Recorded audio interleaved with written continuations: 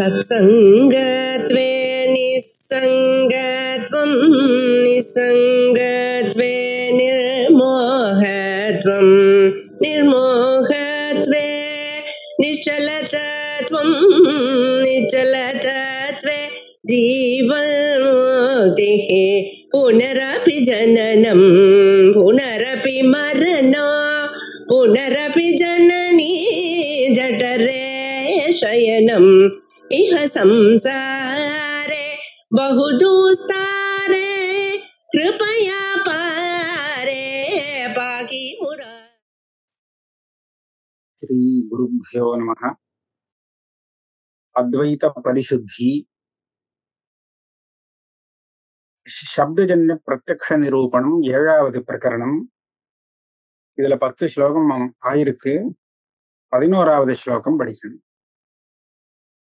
शब्दोनुवाद प्रत्यक्षे परोक्षे नापरोक्ष कृते पृच्छभोः दश तान् बालान् ज्ञानेप्यज्ञानमीरितम्.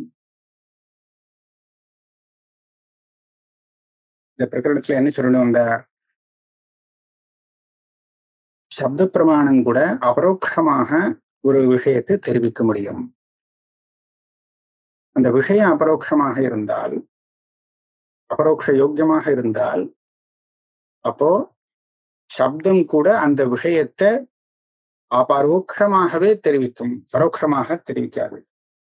அபரோக்ஷ ஞானத்தை உண்டு பண்ணும், பிரத்யக்ஷ ஞானத்தையே உண்டு பண்ணணும்னு சொன்னார். இதுக்காகதான் இவ்வளவு சிரமப்படுறா. மற்றவாள்லாம் இந்த விஷயத்தை ஒத்துக்க மாட்டான். இப்போ ஒருத்தன் கேட்கறான், விஷயம் அபரோக்ஷமாக இருக்கும் போது சப்தம் அந்த விஷயத்தை பத்தி அபரோக்ஷமான ஞானத்தை உண்டு பண்ணும் அப்படின்னு சொன்னால், அந்த சமயத்துல அந்த சப்தத்தை பிரமாணம்னு சொல்ல முடியாது. போ ஏன் அப்படி? அதான் ஞானத்தை உண்டு பண்றதே. ஞானத்தை உண்டு பண்ணினா போறாது. பிரமாணம் எந்த ஞானத்தை சொல்றதுன்னு கேட்டா, எந்த ஞானத்தினுடைய விஷயம் இதுக்கு முன்னாடி தெரியாததாக இருக்குமோ,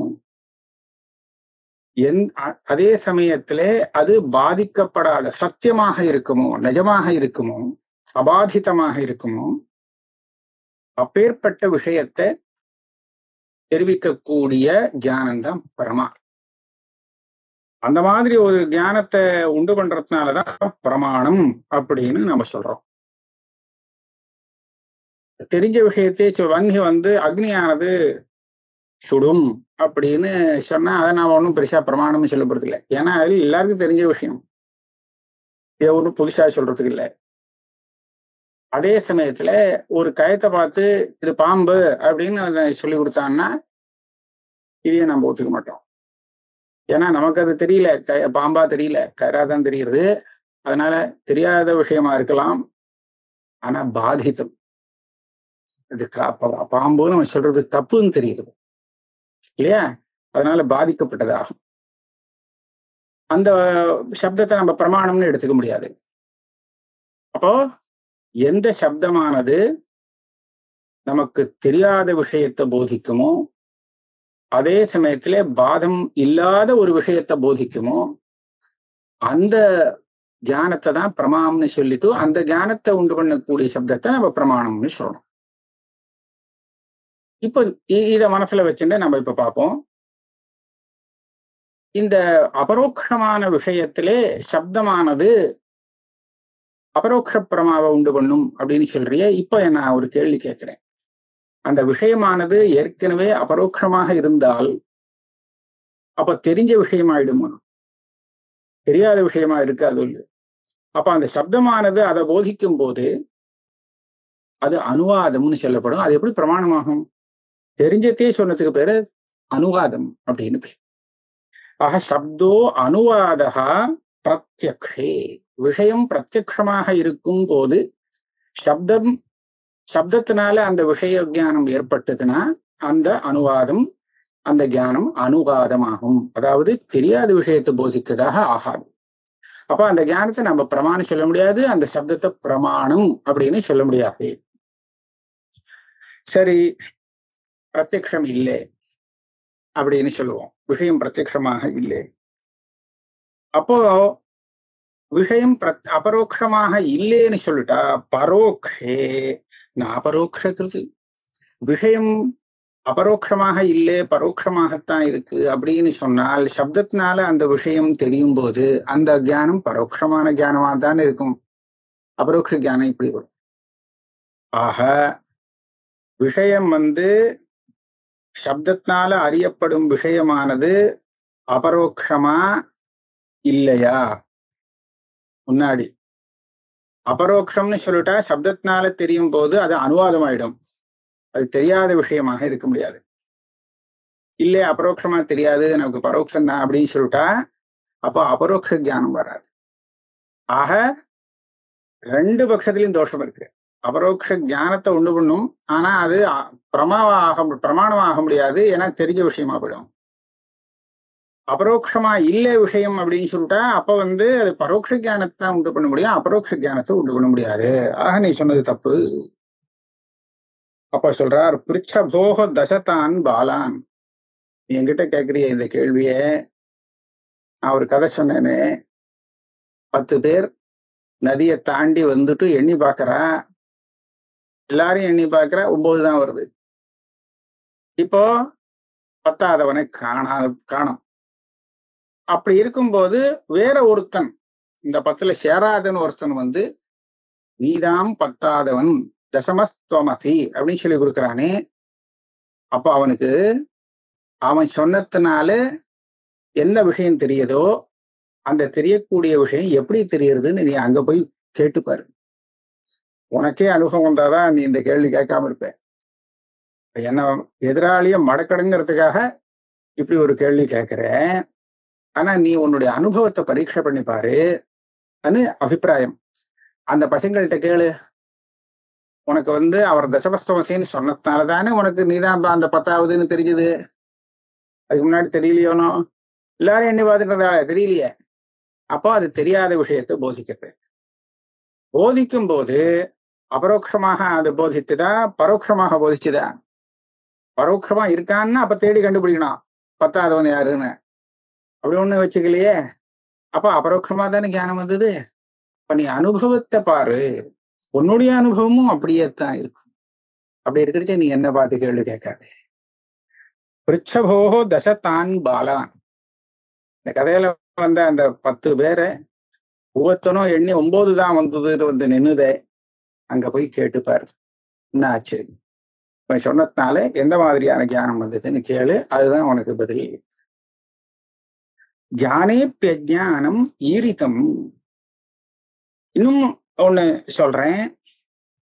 தெரிஞ்சது அப்படிங்கிறதுக்காக அஜ்ஞானம் இல்லைன்னு சொல்லிட முடியாது. ஞானேபி அஜ்ஞானம் இல்லை. இந்த 10 பேருக்கும் 10 பேர் வந்திருக்கோம், 10ஆவதவன் ஒருத்தன் இருக்கான் அப்படிங்கிறது தெரியும். அது தெரியலன்னா அவனை தேட மாட்டாளே.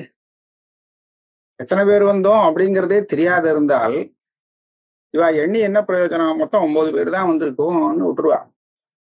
ஆக 10ஆவதவனும் நம்ம கூட்டத்துல இருக்கான் அப்படிங்கிறது அந்த விஷயம் தெரிஞ்சிருக்கு. அப்போ தெரிஞ்சிருந்தும் அஜ்ஞானம் அந்த விஷயத்துல இருக்கு. அஜ்ஞானத்துடைய விசேஷம் இதுதான். தெரிந்த விஷயத்தையே மறைக்கும், தெரியாததாக பண்ணும். 10ஆவதவன் எங்க சொல்லு அப்படின்னு சொன்னா தெரியல, இங்க எங்கன்னு தெரியல தானே சொல்லுவான். ஆனா 10ஆவதவன் இருக்கிறது தெரியும், எங்கங்கிறது தான் தெரியல, யார் அதுன்னு தெரியல. அதனால ஞானேபி அஜ்ஞானம் ஈரிதம். ஞான அபாவத்துக்கும் அஜ்ஞானத்துக்கும் இதுதான் வித்தியாசம்.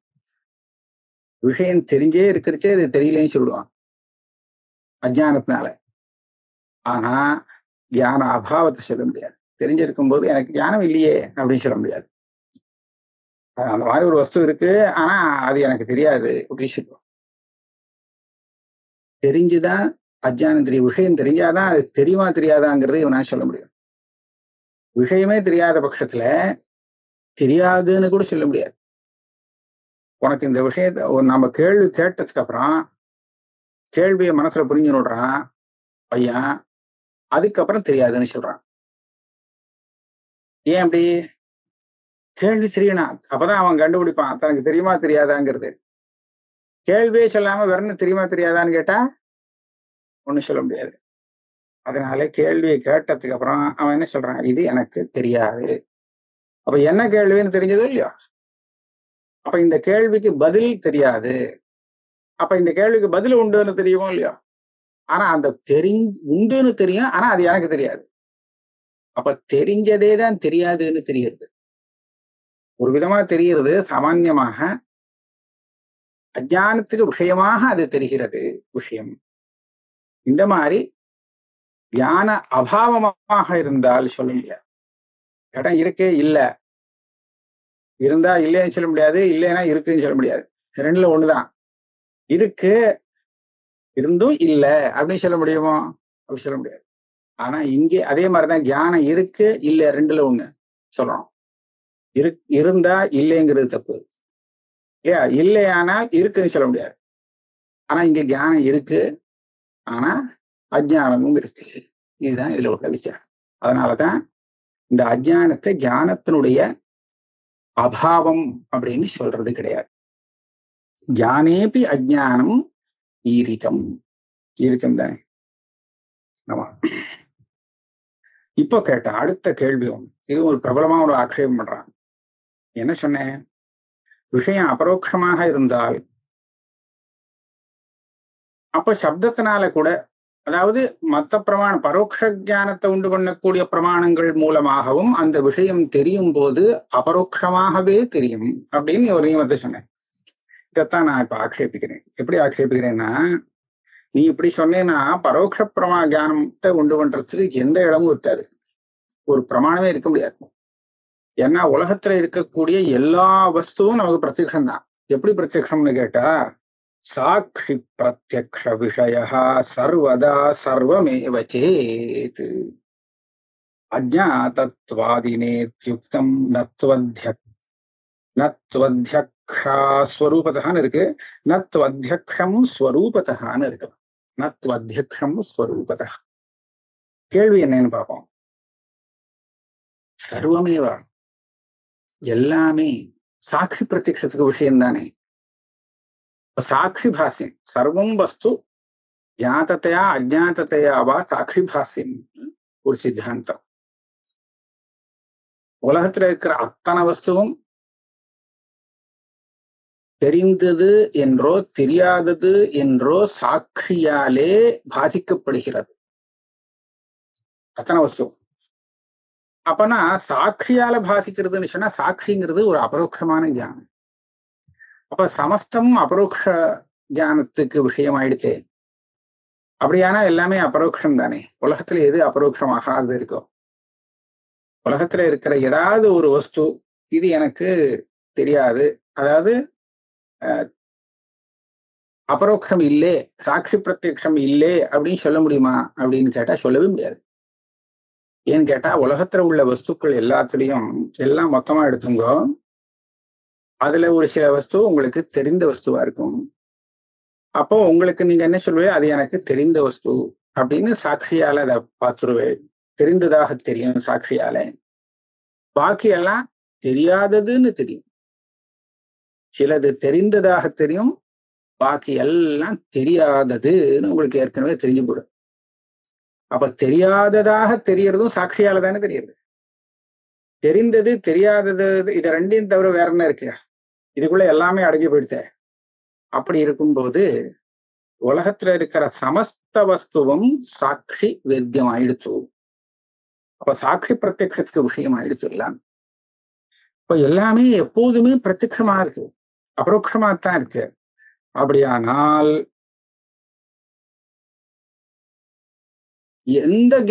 எந்த பிரமாணம் அந்த விஷயத்தை பத்தி உங்களுக்கு சொல்லி கொடுத்தாலும் அது அபரோக்ஷ ஞானமாகத்தானே வந்தாகணும். அப்படி வருமோ? வராது இல்லையா? அப்ப பிரத்யக்ஷ பிரமாணம் ஒண்ணுதான், அதாவது பரோட்ச பிரமாணம்னே ஒண்ணு இருக்க முடியாது. ஏன்னா பரோட்ச பிரமாணம் இப்ப அனுமானத்தால பர்வதத்துல அக்னி இருக்குன்னு தெரிஞ்சுக்கிறது பரோட்சம்னு சொல்லணும். பரோட்சம் சொல்ல முடியாது. ஏன்னா உங்களுக்கு இதுக்கு முன்னாடி அந்த அக்னி அங்க இருக்கிறது தெரியாதோனோ. தெரியாதுன்னு சொன்னா அது அஜாத்தமாக சாட்சியால தெரிஞ்சு போச்சு. உங்களுக்கு அந்த அக்னி இதுக்கு முன்னாடி தெரியாம இருந்ததோ இல்லையோ, தெரியாததுன்னு தெரிஞ்சு போச்சு. அப்ப அபரோக்ஷமா எடுத்து, சாட்சிக்கு அபரோக்ஷமா எடுத்து, அபரோக்ஷமா எடுத்துன்னா அப்ப அனுமானத்தாலே அது பிரத்யட்சமாகணுமே. பிரகஸ்பதி இப்படி எல்லாம் கேள்வி கேட்கப்படாது. ஏன்னு கேட்டா, அஜாதத்வாதினா இத்தியுக்தம் நது அத்தியக்ஷம் ஸ்வரூபதா. நீயே நன்னா கவனி, நான் என்ன சொல்லியிருக்கேன்னு. சர்வம் வஸ்து ஜாத்ததையா அஜாத்ததையாவா சாட்சி வேத்தியம் அப்படின்னு சொல்லியிருக்கு. உலகத்துல அத்தனை வஸ்தும் சாட்சி வேத்தியம். எப்படி? சிலது ஜாத்தம்னு தெரியும், சிலது அஜாத்தம்னு தெரியும். தெரியாததுன்னு தெரியும், தெரிந்ததுன்னு தெரியும். அப்படிதான் சொல்லியிருக்கேனே தவிர இது கடம் இது பட்டம் அப்படின்னு ஸ்வரூபம் தெரியும்னு சொன்னேனோ? சொல்லலையே. பர்வதத்துல என்ன இருக்குன்னு தெரியாது அவனுக்கு, அக்னி இருக்குன்னு இப்பதான் தெரிகிறது. இந்த விஷயம் வேணா தெரியாதுன்னு தெரிஞ்சிருக்கும் சாட்சியால. ஆனா அந்த விஷயம் ஸ்வரூபத்தா தெரிஞ்சிருக்காரு. அந்த பர்வதத்துல நெருப்பு இருக்கு, சொல்லு பார்க்கலாம், தெரியுமா? தெரியாதோ இல்லையோ? அவ்வளவுதான். தெரியாதுன்னு சொல்ல தெரியறதுங்கிறதுக்காக தெரிஞ்சதாகுமா? அது ஆகாது இல்லையா? அதனால அஜாதத்வாதினா சாட்சி பிரத்யக்ஷ விஷயான்னு நான் சொல்லியிருக்கேன். அது அஜாதம்னு தெரியறதுன்னு சொன்னேன்னு தவிர அதோட ஸ்வரூபம் தெரியறதுன்னு சொல்லலை. நத்வத்தியக்ஷம் ஸ்வரூபதா. ஆகையால அந்த விஷயம், எல்லா விஷயமும் உலகத்துல நமக்கு தெரிஞ்சதாக நம்ம நினைச்சுக்க வேண்டாம். தெரியலேன்னு தெரியறதேங்கிறதுக்காக அது அந்த விஷயம் நமக்கு தெரிஞ்சு போச்சேன்னு நினைச்ச கூடாது. அப்படி யாராவது சொல்லுவாளா? நான் பெரிய சர்வஜன், எதை கேட்டாலும் சொல்லுவேன் அப்படின்னு. உடனே ஒரு விஷயம் கேட்டான், தெரியாது அப்படின்னு சொல்லிட்டு. நான் தெரியாதுன்னு சொல்றேன், எல்லாம் தெரிஞ்சதுன்னு முன்னாடி பிரதிஜை பண்ணேன், தெரியாதுன்னு எனக்கு அந்த விஷயம் தெரியுமே. அப்ப உலகத்துல அத்தனை விஷயமும் எனக்கு தெரியாதுன்னோ தெரிஞ்சதுன்னோ தெரியுங்கிறதுனால நான் எல்லாம் தெரிஞ்சவன்னு சொல்றேன். சில விஷயங்கள் தெரியும்னு தெரியும், சில விஷயங்கள் தெரியாதுன்னு தெரியும். ஆக எல்லாமே எனக்கு தெரியும் அப்படின்னு சொன்னா இது யாராவது ஒத்துக்கோளும்? அதை போல எடுத்தது ஸ்வரூபதம். ஸ்வரூபேன அந்த விஷயம் தியானம் முன்னாடி இல்லை. அதை உண்டு பண்றதுக்கு பரோட்ச ஜானம் தேவைப்படுறது. பரோட்ச தியானத்தை உண்டு பண்ணக்கூடிய பிரமாணங்கள் தேவைப்படுறது அனுமானம் சப்தத்துல. ஆக எல்லாமே அபரோக்ஷம், அதனால பரோட்ச தியானத்துக்கு இடம் இல்லை அப்படின்னு நீ ஆக்ஷேபிக்க கூடாது. ஸ்வப்பிரகாசம் பரம் பிரம்மா நபரோக்ஷம் கதாச்சன யத் சாக்ஷாத் அபரோக்ஷாத் தத் இதி பிராக ஸ்வயம் ஸ்ருதி. இப்ப வெளி விஷயங்கள் அனாத்ம விஷயத்துல பார்த்தோம்னா அந்த விஷயத்துல எதுவுமே தானா பிரகாசிக்கக்கூடிய வஸ்து இல்லை. ஞானம் வந்தாதான் பிரகாசிக்கும். அதுல சிலது தெரிஞ்சிருக்கும், சிலது தெரியாது இருக்கும். ஆக அந்த விஷயத்துல நம்ம இப்ப சொல்லிட்டோம். ஆனா ஆத்ம விஷயத்துல பார்த்தோம்னா ஆத்மாங்கிறது ஸ்வயம் பிரகாசம். ஸ்வப்பிரகாசம் பரம் பிரம்மா. பரபிரம்மங்கிறது ஸ்வப்பிரகாசம் அப்படின்னு சொல்லி ஸ்ருதி சொல்றது. யத் சாக்ஷாத் பரோக்ஷாத் பிரம்ம. நேரடியாக அது ஆத்மாக இருக்கான் பிரம்மம். மற்ற விஷயங்கள்லாம் நாம் பார்க்கறதுதான் அபரோக்ஷமா இருக்கும். பார்த்தா எனக்கு அபரோக்ஷம் பிரத்யக்ஷம். கண்ணை மூடிட்டேன்னா இல்ல. ஆனா இது அப்படி இல்லை. கண்ணை மூடினாலும் சரி, கண்ணை திறந்தாலும் சரி, மற்ற பிரமாணங்களை உபயோகப்படுத்தினா சரி, உபயோகப்படுத்தாட்டாலும் சரி, இது எப்பவும் அபரோக்ஷமா இருந்துட்டு இருக்கான். இது ஆத்மா. பிரம்மம்னு அங்க சொல்லிருக்கு. பிரம்மம் தானே ஆத்மா. இந்த ஆத்மா பிரம்மம்னு தானே சொல்லிக் கொடுக்கறதுக்காக வேதாந்தம் வந்திருக்கு. நம்ம ஆத்மா அப்படிதான். எப்படின்னு கேட்டேன்னா, இப்ப நான் கண்ணை மூடின்னு இருக்கேன், கண்ணை வேலை செய்யல, அதனால வெளியில உள்ள விஷயங்கள்லாம் எனக்கு தெரியாத போகலாம். ஆனா நான் இருக்கேனா இல்லையான்னு ஒரு சந்தேகம் வருமா? அதுக்காக வராது. நான் அதை கண்ணை மூடின்னு இருக்கேன் அப்படின்னு பளிச்சுன்னு தெரியும்.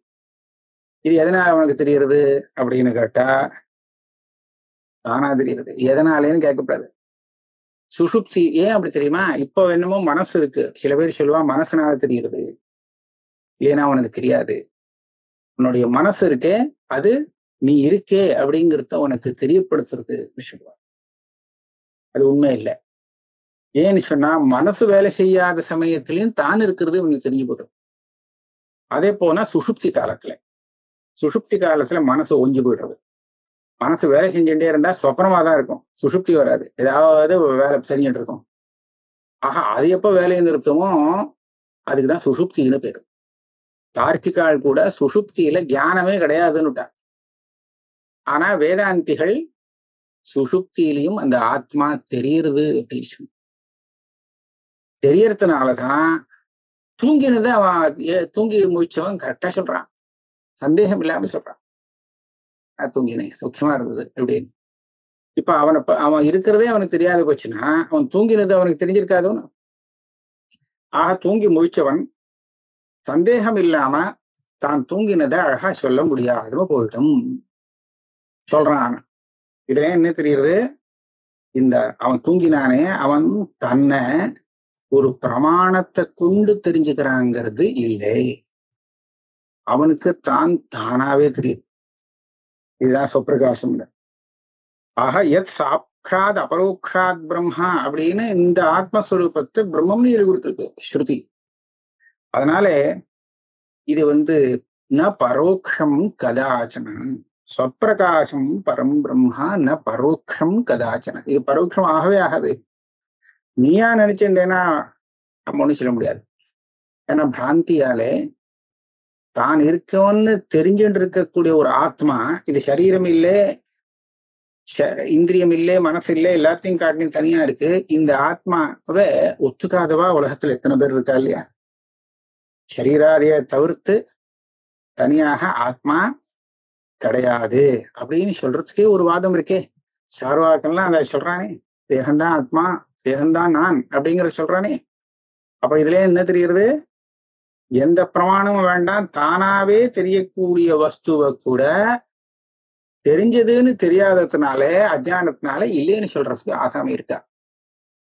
ஆக இந்த சொப்பிரகாசமான ஆத்மஸ்வரூபத்தை தெரியலே அப்படின்னு சொல்லலாம், தப்பு கிடையாது. அஜானம் தெரியலேன்னு சொல்ல வைக்கும். ஆனால் அது தெரியறது தானாதான் தெரியுறதுங்கிறத ஆட்சேபிக்க முடியாது. இத தேகாதி வத்திரிக்தமாக இல்லை அப்படின்னு சொல்றவன் கூட தான் இருக்கிறது எப்படி தெரியுறது அப்படின்னு கேட்டா அவனுக்கு விசாரிச்சு பார்த்தான்னா அப்ப அது தானே தான் தெரிகிறது, ஒரு பிரமாணத்தை உபயோகப்படுத்தினதுனால தெரியுறதுன்னு சொல்ல முடியாதுன்னு அவன் கண்டுபிடிக்க முடியும். அதனால எத் சாட்சாத் அபரோக்ஷாத் தத் இதி பிராக ஸ்வயம் ஸ்ருதி. அதனால அதை கொண்டு இங்க சேர்க்காதே. இந்த தன்னை பத்தி எந்த பிரமாணம் சொல்லி கொடுத்தாலும் அது அபரோக்ஷமா தான் வரும். ஏன்னா விஷயம் அபரோக்ஷமா இருக்கு, தானே அபரோக்ஷமா இருக்கு. மற்ற விஷயங்கள் அபரோக்ஷமாக இருக்கும் காலத்துல அந்த பிரமாணத்தினால தியானம் வரதா இருந்தா அந்த தியானம் அபரோக்ஷமா வரும். பரோட்சமா இருக்கிறச்ச வந்ததுன்னா பரோட்சமா தான் வரும். ஆனா ஆத்ம விஷயத்துல அபரோக்ஷமா தான் வந்தாகணும், வேற வழி இல்லை. ஏன்னா இதை தானா தெரிஞ்சுட்டு இருக்குன்னு. பரோக்ஷ ஞான ஜனன ஸ்வாபாவியம் சம்ஸ்ருணோதி யஹ சப்தானாம் உக்த யுக்தேஹே ச மானாபாவாச்ச நிர்துதா. ஒருத்தன் பிரதிஜை பண்ணான், சப்தங்கிறது பரோட்ச ஞானத்தை உண்டு பண்ணக்கூடிய ஸ்வபாவம் கொண்டது. சப்த வாக்கியத்தை கேட்டு அது மூலமாக அபரோக்ஷமான ஞானம் வரவே வராது, சப்தத்தினால பரோட்சமா தான் விஷயம் தெரியும் அப்படின்னு பிரதிஜை பண்றான். இப்படித்தான் அப்படின்னு அடிச்சு சொல்றான். அப்படியானால் நம்ம அவனுக்கு என்ன பதில் சொல்லணும்? இப்படிதான் சொல்லணும், உக்த யுக்தே சம்ஸ்ருணோத்தின்னா பிரதிஜை பண்றான். இப்படித்தான் அப்படின்னு அழுத்தம் திருத்தமா சொல்றான். அவன்கிட்ட சொல்லணும்ப்பா, நீ சொல்றது தப்பு. ஏன்னு கேட்டா நான் இவ்வளவு தூரம் சொல்லி பார்த்தேன், இதெல்லாம் மறுபடியும் ஆலோசனை பண்ணிட்டு அப்புறம் சொல்லுன்னு சொல்லணும். மானாபாவாச்ச பிரமாணம் இல்லை. நீ சொன்னதுக்கு என்ன பிரமாணம்? சப்தம் பரோட்சமான ஞானத்தை தான் உண்டு பண்ணும் அப்படின்னு சொல்றதுக்கு என்ன பிரமாணம்? இந்த இடத்துல கவனிக்கணும். சப்தம் பரோட்ச ஞானத்தை உண்டு பண்ணும்னு சொன்னா நாம இல்லைன்னு சொல்ல மாட்டேன். பரோட்ச ஞானத்தை அது உண்டு பண்ணும், அதுதான் அது பரோட்ச பிரமாணம் தான். ஆனால் ஒரு சில இடத்துல அந்த விஷயம் அபரோக்ஷமாக இருக்கும் காலத்துல சப்தத்தினால தெரியும் போது அந்த ஞானம் அபரோக்ஷமாக வருதுன்னு நான் சொல்லிட்டு வந்துட்டு இருக்கேன். அப்போ நீ என்ன சொல்ற உன்னுடைய பிரதிஜையில? அங்கேயும் சப்தங்கிறது அபரோக்ஷ ஞானத்தை உண்டு பண்ணாது, பரோட்ச ஞானத்தை தான் உண்டு பண்ணினா உண்டு பண்ணும் அப்படின்னு நீ சொல்ற. அதான் உன்னுடைய கட்சி. அப்படின்னா பிரமாணம் இல்லப்பா. அந்த இடத்துல ஒரு பரோட்சமான ஞானம் வந்தது அப்படிங்கிறதுக்கு பிரமாணமே இல்லை. மானாபாவாச்ச நிர்துதா. நம்ம திருப்பி அங்க போவோம். 10 பேரும் வந்துட்டா, எண்ணி பார்த்தாச்சு, 9 தான் கிடைச்சது. அப்புறம் இன்னொருத்தன் வந்து நீதான் 10ஆவதுன்னு சொன்னான். சொன்ன உடனே அவனுக்கு அபரோக்ஷமான ஞானம் வந்தது இல்லையா?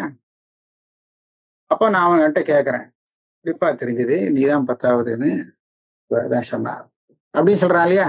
அப்படின்னா அவர் சொன்னதுனால இவ தெரிஞ்சிருக்கான்னு ஆச்சு. இவனுக்கு உனக்கு 2 தடவை நீ தன்னை 10ஆவதுன்னு தெரிஞ்சுட்டியா, ஒரு தடவை தெரிஞ்சுட்டியான்னு நான் கேட்பேன். அவர் சொன்னதுக்கு அப்புறம் நீ 2 தடவை தன்னை தெரிஞ்சுட்டியா, ஒரு தடவை தெரிஞ்சுட்டியான்னு கேட்கிறேன். என்ன சொல்லுவான்? அவர் சொன்ன உடனே ஒரு தடவை தான் எனக்கு தெரிஞ்சது, தெரிஞ்சு போயிடுச்சோம், அப்புறம் 2ஆவது தடவை தெரிஞ்சுக்கிறேன். ஏன்? இப்ப அந்த சப்தமானது இவனுக்கு பரோட்ச ஞானத்தை உண்டு பண்ணி இருக்குமே, ஆனால் இந்த பரோட்ச ஞானம் ஒண்ணு, அதுக்கப்புறம் அபரோக்ஷ ஞானம் ஒண்ணுன்னு 2 தடவை அவன் தன்னை 10ஆவதவனாக அறிந்து கொள்ள வேண்டி இருக்கும் இல்லையா நீ சொல்றபடி? ஆனா அங்க போய் கேட்டுப்பாரு, அவர் சொன்னதுனால எனக்கு தெரிஞ்சது. எத்தனை தடவை தெரிஞ்சதுன்னு கேட்டா, அவர் ஒரு தடவை சொன்னார், எனக்கு ஒரு தடவை தெரிஞ்சது, அவ்வளவுதான், அது போறோம், அப்படித்தானே சொல்லுவான். இப்ப இதுல என்ன தெரிகிறது? சப்தத்தினால பரோட்ச ஞானம் வந்ததாக அங்க அனுபவமே இல்லை. முதல்ல சப்தத்தினால பரோட்சமா அவர் சொன்னார், அதுக்கப்புறம் நான் என்ன யோசிச்சு பார்த்தேன், எனக்கு பிரத்யட்சமா தெரிஞ்சு போச்சு அப்படின்னு யாரு சொல்றா?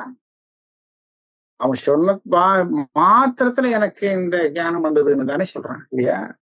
அதனால இப்பேற்பட்ட இடத்துல சப்தத்தினால அபரோக்ஷ ஞானம் வருதுங்கிறத நீ மறுக்கவே முடியாது. அப்ப அது வராது அப்படின்னு நீ பிரதிஜை பண்ணேன்னா நீதான் பிரமாணத்தை காமிக்கணும். நீ சொல்றதுக்கு பிரமாணம் இல்லை. அதனால மானாபாவாச்ச நிர்துதா. இந்த மாதிரி ஒருத்தன் பிரதிஜை பண்றான்னு சொன்னா அவனுடைய பிரதிஜையானது பிரமாணம் இல்லாததுனால நிராகரிக்கப்படும் அப்படின்னு சொன்னான். அப்போ ஒண்ணு கேட்கிறான், இந்த வியாக்கியானத்துல கொஞ்சம் ஒரு அம்சம் தான் எடுத்து, இது நீட்டமா கொஞ்சம் நிறைய எழுதியிருக்கார், அதை நாம கொஞ்சம் சங்கிரகமா பார்ப்போம். சப்தங்கிறது பரோட்ச ஞானத்தை தான் உண்டு பண்ணும், அது அப்பேற்பட்ட சுபாவம் தான் அந்த சப்தத்துக்கு உண்டு அப்படிங்கிறத நீ எப்படி கண்டுபிடிச்ச? பிரத்யட்சமா பார்த்து கண்டுபிடிச்சியா, இல்ல யாராவது உங்ககிட்ட சொல்லி கொடுத்தாளா அப்படின்னு கேட்கிறேன். ரெண்டுமே அவனால சொல்ல முடியாது. ஏன்னா பிரத்யட்சமா ஒரு விஷயத்தை பார்த்து அதை சொல்லும் போது உனக்கு பிரத்யட்சம் வருதுன்னு உனக்கே தெரியுது. அது மாடு அப்படின்னு எதிர்த்தாப்புல ஒரு மாட்டை வச்சுன்னு சொல்றான், உனக்கு காமிச்சு. அப்போ இல்லை எனக்கு பரோட்சமா தான் உனக்கு தெரியுது அப்படின்னு சொல்ல மாட்டான் இல்லையா?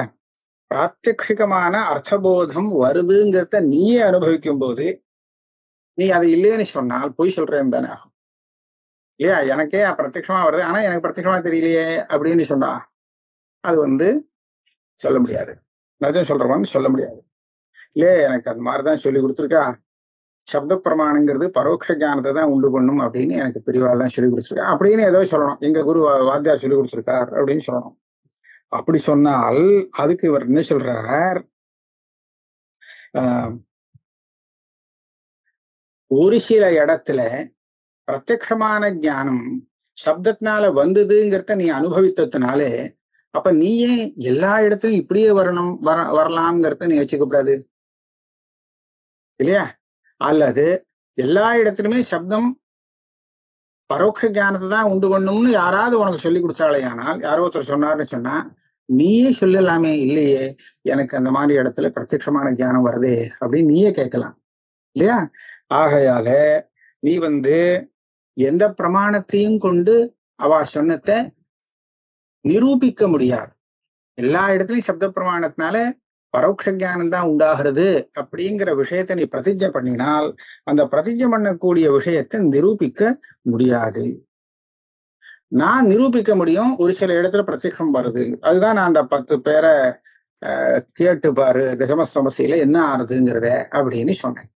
அப்ப அவன் என்ன சொல்லுவான், அங்கேயும் நம்ம ஒரு இடம் கொடுக்கலாம் பரோட்ச ஞானத்துக்கு. தசமஸ்தமசி அப்படின்னு அந்த வாக்கியத்தினாலே அவனுக்கு பரோட்சமான சாப்த ஜானம் தான் வந்தது. ஆனா அதுக்கப்புறம் அவனுடைய மனசு இருக்கே மறந்து போயிருந்தது இல்லையா தன்னை எண்ண, இப்ப எண்ணி கரெக்டா கண்டுபிடிச்சிருச்சு. ஆக 2 ஞானம் வந்துருக்கு. பரோட்சமாக அவன் சொல்லிட்டான் நான் தான் 10ஆதவன்கிறத. அதுக்கப்புறம் இவனுடைய மனசு இவனுக்கு இவன் 10ஆதவன்கிறத தெரியப்படுத்திருச்சு. ஆக 2 பிரமாணம் வேலை செஞ்சு நான் தான் 10ஆதவன் அவன் தெரிஞ்சுட்டு இருக்கான். ஆக சப்தத்தினால வந்தது பரோட்ச ஜானம், அப்புறம் இவனுடைய மனசால வந்தது அபரோக்ஷ ஜானம் அப்படின்னு சொல்லலாமே அப்படின்னு கேட்டேன். 2 ஞானம் வந்ததுக்கு இப்ப ஒண்ணும் பிரமாணம் தெரியல. ஆனா அந்த மனசோட சேர்ந்த அந்த சப்த ஜானம், நானே உங்ககிட்ட யோஜனை பண்ணி பாரு. சப்த ஜானத்தினால உனக்கு அந்த அர்த்த ஜானம் வரணும்னா மனசு வேலை செய்யாம நிச்சயமா வராது. எந்த பிரமாணத்தினால உங்களுக்கு ஒரு விஷய ஜானம் வரணும்னு சொன்னாலும் உங்க மனசு அங்க வேலை செஞ்சானா, மனசு வேலை செய்யல அப்படின்னு சொன்னா அவன் என்ன சொன்னானே எனக்கு தெரியாது. மனசு அப்படியே நின்று போச்சு, எங்கேயோ ஏகாகிரமா இருக்கு, ஏதோ வேற கவனத்துல இருக்கு அப்படின்னு சொன்னா பேசினது தெரியாது, ஒண்ணும் தெரியாது. மத்தவா பேசினா ஒண்ணும் தெரியாது போயிடும்.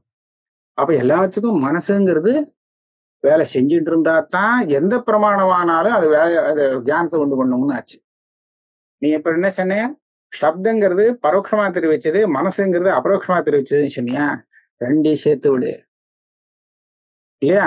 சப்தத்தோடு மனசும் சேரணுமே, நீ சொன்னபடியே வச்சுப்போம்.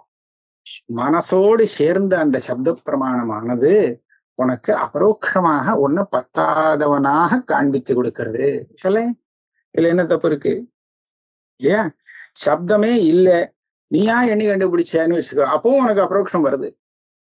நீயா எண்ணி கண்டுபிடிக்கிறதும் அவன் உன்னை 10ஆதவன்னு சொன்னதும் 2 சமமாக இருக்கு. அதனால மனசனால வந்தா அபரோக்ஷம், சப்தத்தினால வந்தா பரோக்ஷம் அப்படிங்கிறதுக்கு வித்தியாசப்படுத்துறதுக்கு உங்ககிட்ட எந்த பிரமாணமும் இல்லை அப்படி வச்சுக்கணும்னு சொன்னான். ஆக நமக்கு பரோட்ச பிரமாணமே இல்லாத போயிடும் அப்படிங்கிற ஒரு ஆபத்தும் இல்லை. ஏன்னு கேட்டா நம்ம எல்லா இடத்துலயும் சப்தம் பிரத்யக்ஷத்தை தான் உண்டு பண்ணணும்னு சொல்ல வரல. இந்த மாதிரி சில இடத்துலதான் சப்தம் பிரத்யக்ஷத்தையே உண்டு பண்றதுன்னு சொல்றோம். பரோட்சமான எத்தனையோ இடம் இருக்கு. பொதுவா சப்தத்தினால தெரிஞ்சதுன்னு சொன்னா நமக்கு பரோட்சமா தான் தெரியும் விஷயங்கள்லாம். சப்தத்தினால கேட்கும்போது பரோட்சம்தான். இந்த மாதிரி தன்னை பத்தி ஒருத்தர் சப்தத்தினால சொல்றது கேட்டுக்கும் போதுதான் இது அபரோக்ஷம். ஏன்னா அந்த விஷயம் அபரோக்ஷமாக இருக்கிற காரணத்தினாலே. ஆகையாலே நாம சொன்ன சித்தாந்தத்துல எந்த மாற்றமும் வராது. என்ன சொல்லணும் அப்படின்னு கேட்டா, விஷயம் அபரோக்ஷமாக அபரோக்ஷமான நிலையில் இருந்தால், அந்த அவஸ்தையில இருந்தால் அந்த விஷயத்தை சொல்லி கொடுக்கக்கூடிய பிரமாணமானது எந்த பிரமாணமா இருந்தாலும் பரவாயில்ல, சப்த பிரமாணமாவே இருந்துட்டு போட்டோம், அதனால வரக்கூடிய அந்த தியானம் அபரோக்ஷ தியானமாகத்தான் இருக்கும் அப்படின்னு சொல்லப்படுறேன். இதோட உச்சம். இப்போ நமக்கு இன்னைக்கு 4 ஸ்லோகம் சொல்லியிருக்கேன். 14 ஆச்சு. 15 ஆரம்பிக்கும்.